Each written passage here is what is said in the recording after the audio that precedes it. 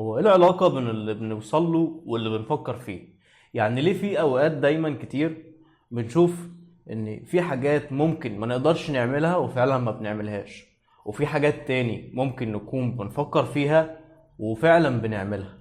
وما سألتش نفسك كده ليه في يوم معين كان جيف بيزوس او ايلون ماسك او الناس دي كانوا شايفين ان هم يقدروا يوصلوا لحاجة وفعلا اليوم ده وصلوا لها في العالم الحالي؟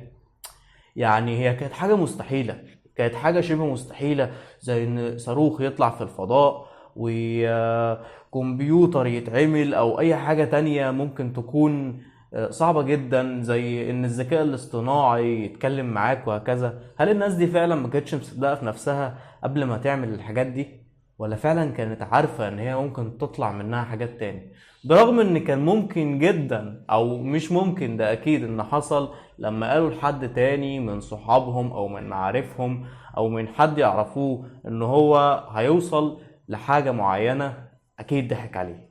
اكيد ضحك عليه، مفيش كلام، اكيد ضحك عليه وقعد يتريق عليه، زي ما هو الحال مع ناس كتير مننا. وبيحصل دايما ان لما تيجي تقول حاجة لحد او تقول له انا هوصل لكذا، انا هبقى اشهر واحد، انا هبقى معايا مليون جنيه او مليون دولار، او انا هجيب عربية فلانية، بيقعد يضحك عليك.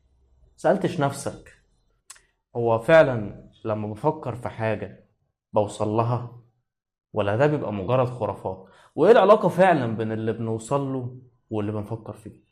ده اللي انا جاي اتناقش فيه معاك النهاردة وهنتكلم فيه. اول حاجة خلينا ناخدها. تفتكر لو في واحد معهوش فلوس خالص، يعني جاي من طبقة قحطاء خالص، يعني جاي من ورا خالص، وبيفكر ان هو في يوم من الايام هيبقى معاه فلوس وهيبقى شخص غني وهيساعد الفقراء برغم ان هو فقير حاليا، وهيعمل اعمال خيرية وهكذا. تفتكر الشخص ده ممكن يوصل؟ اه، ممكن يوصل برغم ان هو ما عندوش دلالات. اه، برغم ان هو ما عندوش دلالات. تعال لشخص تاني في نفس موقفه ومعهوش اي حاجة، والشخص ده كل تفكيره في حتة هو انا ازاي هعمل كده، لا لا لا لا لا، ده بعيد عليا قوي، والحمد لله، وانا مستكفي كده ليه عشان انا مش هقدر اعمل كده. هو التاني ما بيحمدش ربنا؟ يعني التاني بيحمد ربنا، التاني راضي باللي معاه، بس هو عارف انه هيوصل لحاجة معينة في يوم من الايام. طيب، يعني ده معناه ان هو فعلا طالما فكر ممكن يوصل؟ اه. طب التاني اللي ممكن شايف ان هو ما يقدرش يوصل لان قدراته ما تسمحلوش بحاجة زي كده، هيوصل؟ برضه هقول لك اه، باظت الحكمة. ولكن هو شايف انه ما يقدرش، ولكن ممكن تضرب معاه ضربة حظ وتيجي وفعلا يوصل للمكان اللي هو ما كانش متوقع. بس خلينا نشوف الشخصين اللي هم جنب بعض دول ونحطهم كده في مقارنة فردية ونفكر فيهم. هو لو في حد ليه الأولوية أو في حد هيوصل عن التاني، هيكون مين؟ هيكون الشخص اللي مصدق في نفسه وفعلا عارف ان هو ممكن يوصل في حاجة لحاجة في يوم من الايام، ولا هو عارف ان مش هقدر اوصل ومش هقدر اعمل حاجة معينة؟ يعني واحد هيعرف ان هو هيجيب عربية وبيقول ان هو هيجيب العربية الفلانية، واحد تاني بيقول يا عم عربية ايه اللي جيبها، دي بعيد عليا قوي، دي فلوسها كتيرة جدا. تفتكر مين اللي هيوصل؟ طيب، اجابتك واصلة، اكيد اللي عارف انه هيوصل ويجيب العربية دي هو اللي هيجيبها. طب اشمعنى الشخص اللي فاكر نفسه هو اللي هيجيب العربية هيجيبها، والشخص التاني اللي هو عارف ان هو مش هيجيب العربية مش هيجيبها، ويمكن يجيبها بضربة حظ ولكن ده مش موضوعنا، غالبا مش هيقدر يجيبها؟ اشمعنى ده هيعرف وده لا؟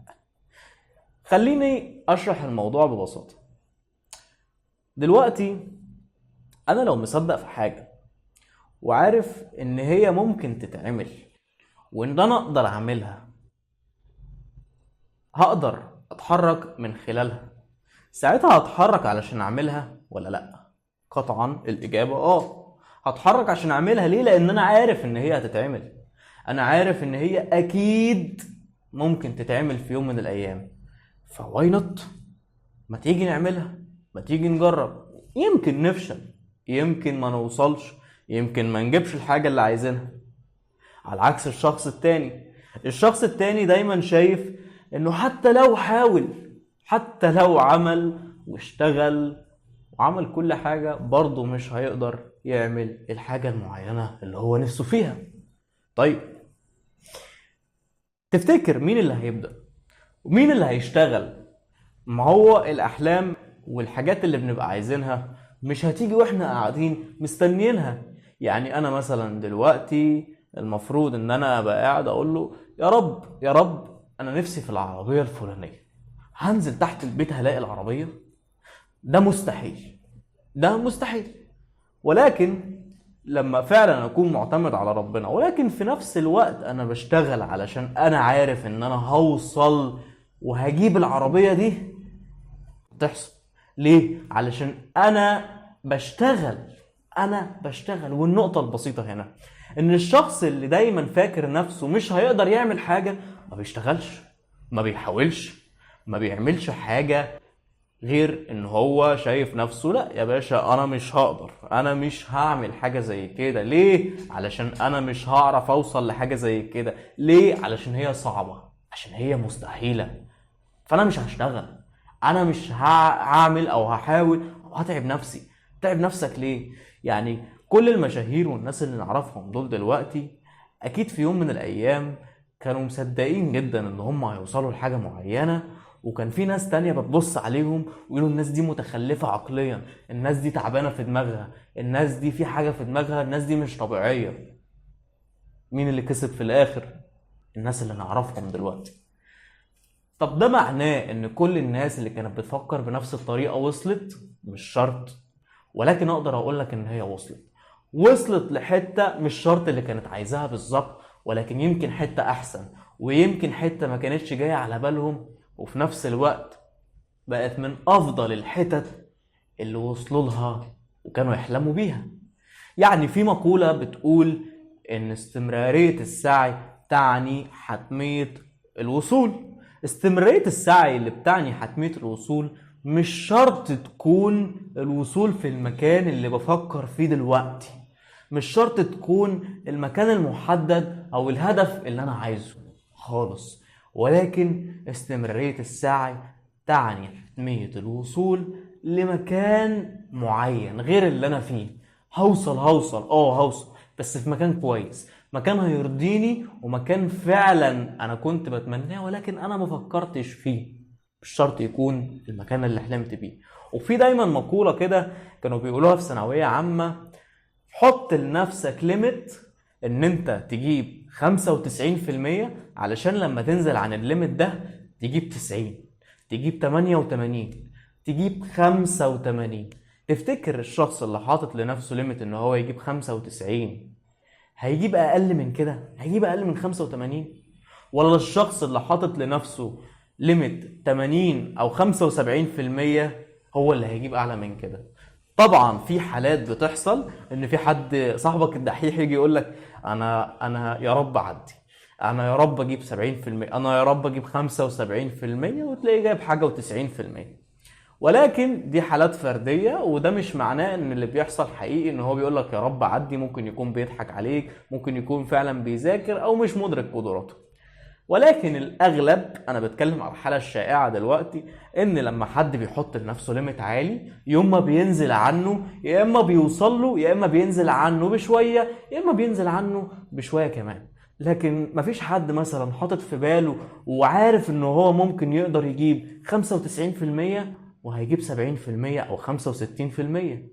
ليه؟ لان هو مصدق وعارف ده، ولما صدق وعرف ده هو اشتغل على حاجة زي كده، اشتغل انه يوصل للدرجة اللي في باله. لكن واحد تاني حاطط في باله انه يقعد يجيب 75%، فاذا هو بيشتغل على الدرجة دي، ولما بيشتغل على الدرجة دي اللي بيحصل ان هو بيقل عنها، لان هو في باله ان هو يا رب اجيب 75%، يا رب اقدر اجيب 70%. فده بالنسبة له الطموح بتاعه او الحلم بتاعه او هدفه. فلما بيوصل لحاجة زي كده بيجيب اقل منها فبينزل عن كده. طب ده ليه؟ ده عشان فكرة مثلا في باله، واحد بيقول هيجيب رقم معين ورقم واحد تاني بيقول هيجيب رقم معين خالص، ولكن ده بيشتغل زيادة لما بيصدق انه هيقدر يوصل للحاجة دي. نرجع لنفس المثل بتاع ايلون ماسك والناس اللي نعرفها دلوقتي. الناس اللي نعرفها دلوقتي هي في يوم من الايام كانت كل الناس بتضحك عليها. كل الناس بتشوف اللي هو صاروخ ايه اللي يطلع الفضاء يا معلم، انت بتقول ايه؟ عربية ايه اللي تمشي بالكهرباء، انت بتقول ايه؟ نظام ايه وكمبيوتر ايه وذكاء اصطناعي ايه اللي انت بتتكلم عليه؟ حرفيا ذكاء اصطناعي ايه اللي بتتكلم عليه؟ تفتكر كده من 25 سنة كان في حد ممكن يصدق ان انت ممكن تشوف شخص عن طريق التليفون، عن طريق جهاز في ايدك هو موجود في دولة وانت في دولة تانية خالص وتقدر تشوفه؟ انا مش هقولك تكلمه في التليفون، انا هقولك تشوفه. ده حصل لحاجة واحدة. الحاجة هي ان الشخص اللي عمل كده وقدر يخلق وسيلة التواصل دي، هو كل ده كان في باله ان هو يقدر يعمل كده وعارف انه هيوصل لحاجة زي كده، مع ان كل الناس بتضحك عليه.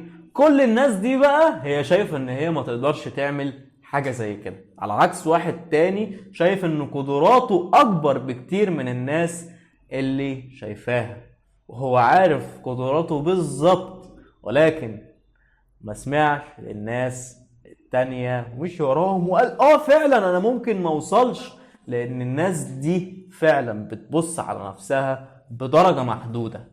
الناس دي دايما بتشوف ان في حاجات كتيرة قوي صعبة عليها، على عكس شخص تاني بيشوف واي نوت، ما تيجي نجرب حتى لو خسرنا، بس انا عارف ان انا ممكن اوصل وبنسبة كبيرة، لان انا مصدق في نفسي وعارف هعمل ايه. ويمكن الموضوع ما بيبقاش بوضوح في الاول. يعني انا مثلا عايز افتح براند ملابس، براند الملابس اوكي، هات ملابس واطبعها وخلاص على كده، اوكي مفيش مشكلة. براند الملابس، هل ده براند الملابس؟ يعني هل ده عمليات براند الملابس؟ فيجي واحد تاني يقول له واحد صاحبه بص هو براند الملابس عشان يتفتح فهو محتاج يعمل كذا وكذا وكذا وكذا وكذا. فيجي مثلا يقول له ان احنا محتاجين نروح مصنع ونشوف الخامات ونقارنها وبعد كده نبتدي نشتغل على حاجة زي كده. فيجي صاحبه ده يشوف مصنع، لا انا معرفش مصنع، غالبا ممكن يضحك علينا، احنا ما بنفهمش في الخامات، احنا مش هنعرف نوصل او ننافس الناس اللي موجودة وممكن نفشل. بقول لك ايه، انا هنسحب. مع انه يبان موضوع بسيط، ولكن الموضوع يبان فيه خطوات كتير لما يتعمق فيه. انا هنسحب علشان بيشوف انه هو مش هيقدر ينافس الناس اللي موجودة في السوق، مش هيقدر يعرف، وده من خلال منظوره هو. يروح صاحبه يكمل ويعمل الخطوات دي ستيب باي ستيب، خطوة، وبعد كده بيشوف للخطوة اللي بعدها. يعني يمكن صاحبه بينسحب علشان هو قاعد في اول خطوة وبيشوف الخطوة العشرة بيبص عليها من هناك. تفتكر الموضوع هيبقى اسهل ولا ان انا اطلع سلمة سلمة؟ تفتكر انا لو واقف على اول السلم، اول السلم ده هنقول ان هو 10 درجات، ال10 درجات دول لو انا واقف على اول درجة ايه الاسهل، ان انا اطلع الدرجة التانية ولا ان انا اطلع الدرجة العشرة؟ هتقدر تنط من الدرجة الاولى للدرجة العشرة، ولا هتقدر تطلع من الدرجة الاولى للدرجة التانية وبعد كده من الدرجة التانية للدرجة التالتة وهكذا لغاية ما توصل للعشر؟ مستحيل تنط من الدرجة الاولى لغاية الدرجة العشر، بس تقدر تخش من الدرجة الاولى للتانية للتالتة لغاية ما توصل للعشر. انت كده وصلت لهدفك. ولكن في ناس تانية بتشوف ده بعيد جدا، انا هقدر اعمل كده، مع ان ممكن يكون الخطوة الجاية على طول اللي هم مش شايفينها قدامهم دي، هم بس بيشوفوا النتيجة في الآخر هتبقى عاملة ازاي، بيبصوا على الدرجة العشرة ويروحوا قايلين أنا مش هقدر أعمل كده. ودي بتبقى طريقة التفكير، طريقة التفكير المختلفة من شخص لشخص. وعشان كده في ناس كتيرة قوي ما بتبقاش مصدقة في نفسها، بتشوف لا الموضوع صعب، لا الموضوع مش سهل زي ما الشخص ده فاكر. وانا اتحداك ان انت توصل للمكانة اللي انت عايزها عشان الموضوع صعب. ولكن الشخص التاني بيبقى عنده منظور مختلف، المنظور المختلف ده بيبقى اشد الاختلاف، بيبقى شايف ان هو عنده بس خطوة صغيرة هتتعمل، والخطوة اللي بعدها هتيجي انا عارف ان هي هتيجي، ولكن انا بس محتاج اشتغل لها، محتاج احاول، محتاج افكر، محتاج انظم، محتاج ارتب اولوياتي، محتاج اعرف هبدأ منين. ولكن الشخص التاني بيبص دايما على النتيجة. زي ما بيقولك كده، هو في ناس كتيرة قوي بتبقى شايفة اللي انت وصلت له، اللي هو بص يا بص الشخص ده ناجح ومعاه فلوس ومعاه عربية ومعاه بيت وبيسافر ومعرفش ايه ومبسوط في حياته والكلام ده كله.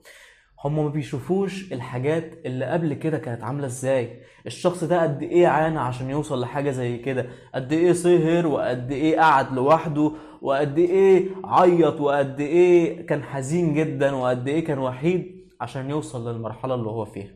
كله بيبص على النتيجة النهائية، كله بيبص على الحاجة الأخيرة، الفينش هيبقى عامل ازاي، لكن محدش بيبص على الخطوة اللي ممكن يعملها بعد كده.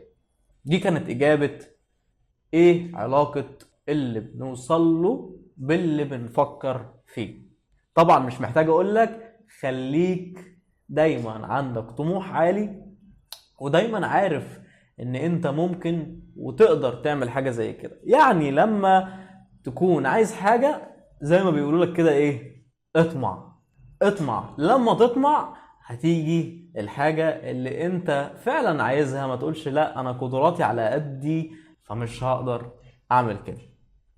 دي كانت حلقة النهاردة، اتمنى الفيديو يكون عجبكم. لو عجبكم الفيديو ما تنساش تعمل اللايك الجميل بتاعك واشتراك في القناة عشان يوصلك كل جديد. سلام.